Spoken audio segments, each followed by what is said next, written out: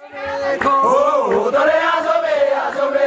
Bengara laga gana ganura magarte. Yesa rutte gajale walargate. Ganura magarte. Yesa rutte gajale walargate. Balla badi dole asobe, asobe ko. Oh, dole asobe, asobe. Dole asobe, asobe ko. Oh, dole asobe, asobe.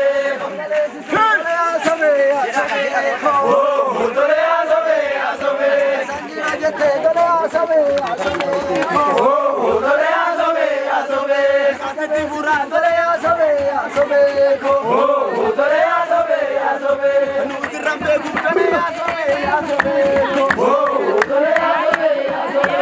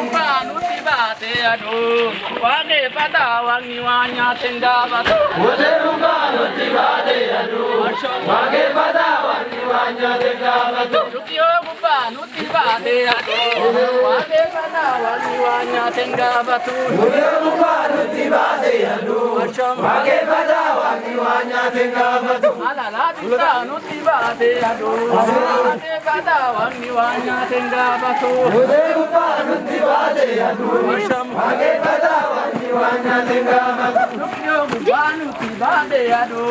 Nani kata wani wanya tenggafatu. Uje bukan uti bade adu. Wake kata wani wanya tenggafatu.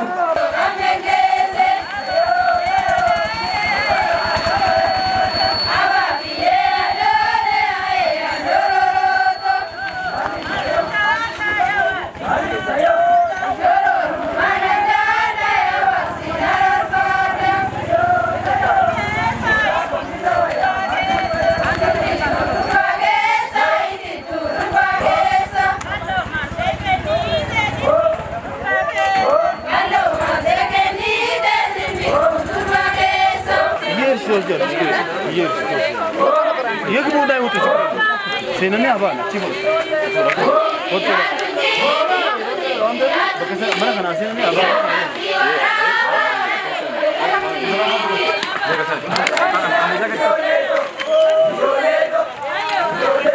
जो करायचं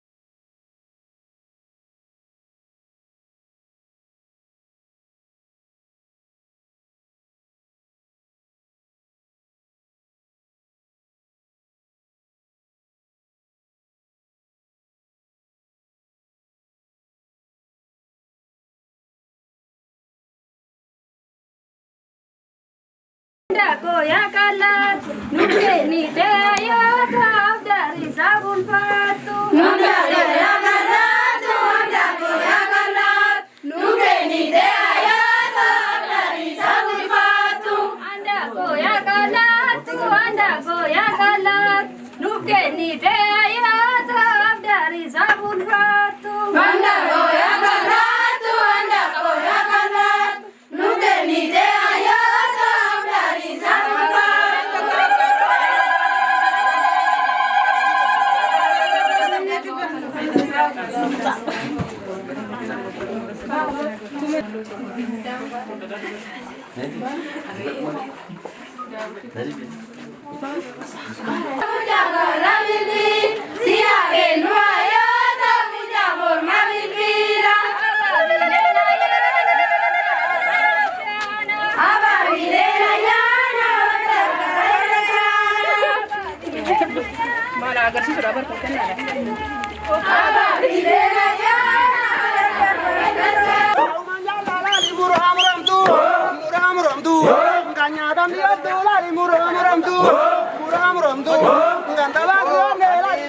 Vacancy diesel, oh, canizo, vacancy diesel, oh, malo, ya go to Amaya, oh, canizo, vacancy diesel, oh, malo, ato segara, oh, canizo, vacancy diesel, oh, malo, diranya tuna, oh, canizo, vacancy diesel, oh, malo, punche, oh, canizo, vacancy diesel, oh, malo, kanabal data, oh, canizo.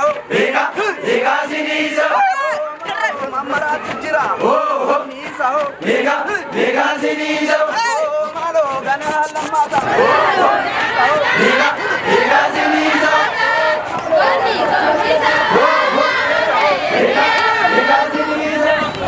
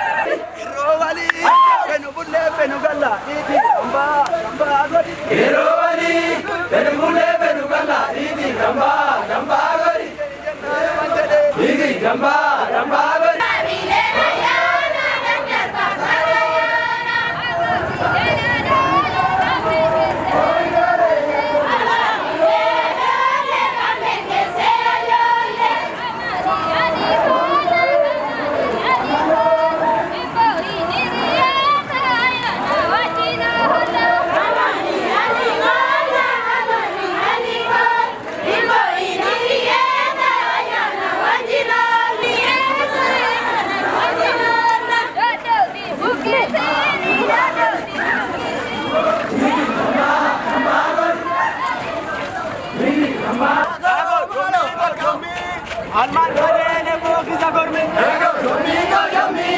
Alman kare ne bogisa gorme. Jago shomi la deruni wala. Jago shomi. Gubari minani. Jago shomi. Dalla de seduva. Jago shomi. Zima pajubari. Jago shomi. Asigara lalla. Jago shomi. Tanga sidarba. Jago shomi. Waga yogo danu. Jago shomi. Nama go dansisa. Jago shomi. Makaro vanuve. Jago shomi. Nama soda kisa. Jago shomi. Go shomi.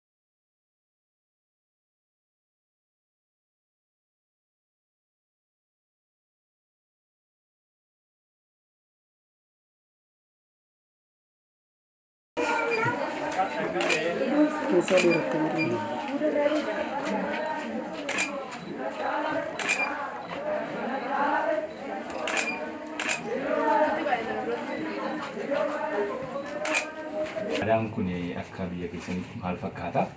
Ga'een abbaa warraa, ga'een haadha warraa kana keessatti maal fakkaata? Maqaa irraa jala qabaatee nutti himame. Maqaan koo Dassaaluu Dameen jedhama. Aadaan kun aadaa hawaasa irraa dhalaa dhufnedha jechuudha. Abbootii keenya irraa kan dhaalamee as ga'e jechuudha. Hawaasni keenya yeroo ammaa kana waqtii ammaa kana kan kabajuu fi yeroo kabajan kana ammoo anas gaatanaan dura deematan ture. Amma warra Oromeeraa maatii horadhee abbaa warraati. Anatti dhufu jechuudha. Dura warra maatii horattan deemaa ture. Ga'een keenya immoo asitti yeroo isaan dhufan yeroo isaan seenan eebbisuudha. Shamarran kun ayyaanni kun ayyaana shamarranii waan ta'eef shamarran gurguddaa daddarbaa dhufan eebbisnee simannaa jechuudha. Mee akka magaalaa keessanittis maal fakkaata akka naannoo kanatti aadaan kun qabatamaadhaan har'a jiraa moo ispeeshaal keesiidhaan waan akkasii kun qophaa'a? Ispeeshaal keesii osoo hin taane aadaan kun aaduma har'a jirudha jechuudha. Yeroo dhuma waqtii agayyi seenee guyyoota 5 hanga 12 gidduutti dilbata argamudha ayyaanni kun kabajamu jechuudha. Yeroo mara ayyaanni Oromoo immoo yeroo mara dilbata irraa waan oolu jechuudha. Ayyaanni kamiyyuu dilbata irra oola jechuudha. Kanaaf gaafa dilbata guyyaa 5 hagayya 5 haga 12 dilbata argamu sana gidduutti dilbata argamu sanatti qaameen kun waliin kabajama jechuudha. Qoonna abbaa warraa maal fa'i haadha warraa tugaa waan baay'ee qopheessan keessatti maal fa'i gara abbaa warraa haadha warraa titisa warraa kaasin turte? Ga'een abbaa warraa gaa'e walumaan gaa waan ayyaana kanaaf ta'u baasiiwwan ayyaana kanaaf ta'u kana hin qindeessina. Dursinee moonus guyyaa kaleessaa amma galgala manatti daddarbaan jedhamu jira. Waqtiin kun egaa Oromoo nama midhaan facaasee alaa qaba. Waqtii kanatti immoo Oromoon nyaata maalita wanta nyaataaf ta'u maal qopheeffata? Nyaanni uumamaan argamu facaasee kan argatu raafuudha jechuudha. Raafuu kana facaasee waan biraa gaa midhaan biraa ala waan ta'eef raafuu kana waan ittoo godhee nyaata loonii galteewwan loonii kana kan akka aannanii kan akka dheedhii kana ta'uu danda'a. Dhadhaa kana godhee ayyaana kana akka kabajnu godhanna. Guyyaa kaleessaa galgala daddarbaa kana godhanneen booda har'a immoo ijoolleen warra shamarranii kun dhufanii mana keenyatti baga geessanii nuun jedhanii allaadduu kana nu baalchanii akkasittiin deemu jechuudha. Mee manuma nama hundaa immoo mana nama filatanii deemu. Yeroo dhufanis immoo maal kennituuf kamitti gaggeessu? Amma kun egaa akka Oromootti Oromoon amantii garaagaraa qaba. Amma yeroo ammaa kana iddoo adda addaa jira malee akka waaqeffataatti ayyaanni kun gaggeeffamu. Garuu Oromoo mana bira jira jechuudha. Hawaasa baadiyyaa bira osoo dhaqne magaalaa kana ta'ee tamma warri amantaa biraa ayyaana kanan kabaju malee ayyaanni qaameen Oromoo garaagarummaa qaba jechuudha. Qaamee Sidaamaa fi qaamee Oromoo jedhee kabajaa jechuudha Oromoon. Qaameen Oromoo sunarraa qaamee Sidaamaa immoo fulbaana tokkoon kabajamudha jechuudha. Nu dursinee gaa guyyaa har'aa kana keenya har'a waan ta'eef guyyaa har'aa kana kabajnaa jechuudha. Anjaraa sana immoo gaafa fulbaana tokkoo kabaju isaanii kanaaf guyyaa har'aa kana namni guyyaa har'aa kana kabaju Oromoo of ta'e kanatu ayyaana isaa kana ayyaana jalaa badee kana ayyaana jalaa shiilatee jalaa shishilatee isgee kana guyyaa isaa oriijiniitii isatti deebisuudhaaf guyyaa har'aa kana kabajna kan kabajnu ta'uu isaati jechuudha. Kan jedhe manuma nama hundaa deemu immoo nama adda baasanii deemu warri simbira dhufan warri qaamee deemu kun akkasumas immoo naasaan dhufanii isin akkamittiin gaggeessitu maaliin gaggeessitu? Filatanii deemu kanan jedhe kaa duratti kaaseera warri warra waaqeffataa ta'e guyyaa har'aa kana kabaja jechuudha. Baadiyyaatti immoo wanta akkasii hin jiru. Magaalaa kana keessa warra amantii garaagaraatu jira. Baadiyyaa keessa immoo hawaasa wal fakkaataa jira. Hawaasa amantii wal fakkaataa qabutu jira. Walumatti deemu jechuudha. Jilma hunda mana hundarra deemanii ayyaana kana kabajanii darbu jechuudha. Akkamiin gaggeessitu? Yeroo gaggeessinu immoo isaan qunnii kana nu baalchanii haati mana booda kaasuu dandeessee dhalee kennitiif jechuudha. Dhalee yookaan dhaadhamaa isa kana hin kennitiifi Oggaammoo kana dhalee kana dibatanii maal jedhaniirraa egaa rakkitaniin booddee nummoo maal abbaa warraa maal kennaa fi maallaqa baachise. Maallaqni kun maadhaaf ooloo jenne shamarran kun maallaqa kanarra abbaa warraa mana seenan kanarraa maallaqa sassaabbatanii gaafa ifaanoo yookaan masqalaa dhadhaa ittiin bitatanii yookaan dhalee kana bitatanii karameellaa bitatanii kennaa har'a wadaajii argatu jechuudha. Wadaajii sanaa fi kennaa sana kennu. Dhadhaa sana immoo dirree ulfootti ba'anii fakkeenyaaf akka naannaa kanaatti dirree ulfoo jiru waajjira abbootii gadaati jechuudha. Achitti wal ga'anii gaafa masqalaa sana maal godhu dhalee sana dibatanii galu jechuudha. Kan har'a isaan dhungate kunis wadaajii kan dhungate kunis gaafa masqalaa sana achi dhaqeet kennaa shaashii bitee fi dhaqa jechuudha. Shaashii sana kennaa fi shaashii sana wadaajii sana inni hidhattee inni immoo karameellaa irraa fudhatee achitti walitti sirbanii shubbisanii galu jechuudha. Gara keetti deebinamu. Maaliin gaggeessitan? Maqaa kee irra qabiitii. Maqaan koo Seenaa Girmaan jedhama. Ayyaanni qaammee kan ilillee ji'a hagayyaa keessa kan kabajamu. Akkuma inni ibsetti sanbata jalqabaa guyyaa 5 akka 12tti sanbata duraa jechuudha kan kabajamu. Ayyaanni ilillee ayyaana shamarraniiti. Shamarran jala bultiirra kaasanii haga mana miidhagsuu irraa eegalanii rifeensa isaanii dhaatu sanbooddee kara galgalaa deeman jala bultiirra jechuudha. Qunni isaanii buqqifatanii qunni san buqqifatanii gaafa dhufan qunni san baatanii fi kara manaatti kan galan. Qunni san ala godhaniit kara manaatti ol seena malee qunni buqqifame sun kara manaan galu jechuudha. Sanbooddee gaafa bariisaa immoo qunni san yeroo ba'an haadha manaa fi abbaa manaaf baalchanii gahu jechuudha. Eebba fudhatanii akkasitti. Kan bara ammaaf kan bara durii wal fakkaatame aadaan kun.